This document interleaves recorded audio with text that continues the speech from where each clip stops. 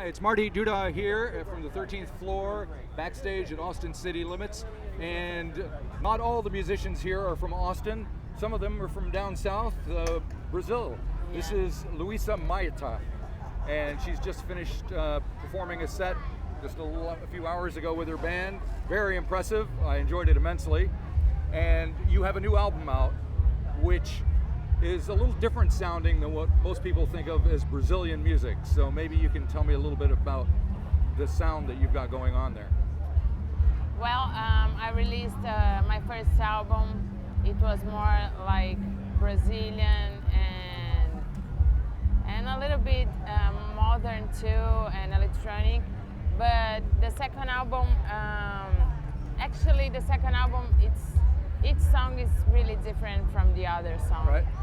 And like the first song of my second album, the album called Thread of Memory, Fio da Memoria in Portuguese. The first song, it's kind of totally electronic song, just me and electronic sounds. The second song, for example, is totally acoustic, no electronic sounds at all. The seventh song is kind of a jazz song, inspired in Chet Baker and João Gilberto from Bossa Nova too. So each song is totally different from the other, but this is what I like in the second album. And but it's really different from my first album, that there is more samba style, more, Bossa Nova style, and sounds of rhythm from Brazil, Right. So were you worried about making such a difference between the first and second album, that people wouldn't understand what you're doing? Well, I think it's, I think I have my own musicality, and I wanted to do something different. I didn't want to do this first album, second part. Right. And it's kind of a kind of career that I wanna have, make different things, There are some artists that make different things, and I think I wanna do this. I don't want to do, the same style all the time. So I think the first album talk a lot about Brazil, talk a lot about all my background, talk a lot about São Paulo. But this second album, it's more aesthetic, Right. It's more, I was really interested in musical production. And so I had a lot of wishes in musical production. So I just wanted to satisfy all those wishes with very nice producers. So I had Fio da Memoria in electronic music. He's a very nice producer from São Paulo, and he works with a lot of electronic music, and he's really a very nice person from São Paulo. And I worked with Zanigra too, so we developed more acoustic, and after we record acoustic sounds, we put the filter electronic, Are there certain other contemporary artists that you listen to and get inspired by for the electronica? Yeah, I have a lot of, but I listen since I was a child. I don't know, since I was 12 years old, I listened to Beyond, I listened to Sade, right? I listened to, Sting and The Police and Brazilian music a lot too, of course, like all the you have in Brazil so incredible composers and musicians, and we have a really good musical history from Brazil, and I really appreciate that. But I wanted to do something from our times, Sure.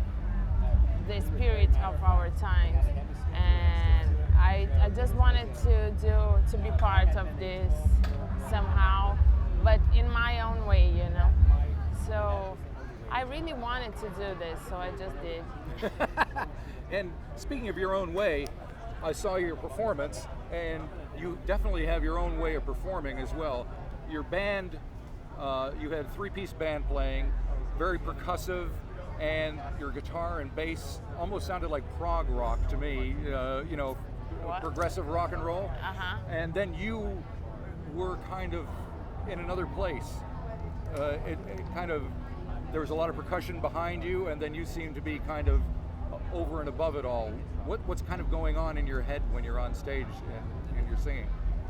I try to not think about anything else, just be there and connect with people and understand what people are thinking, what people has in, what people are thinking about, Right.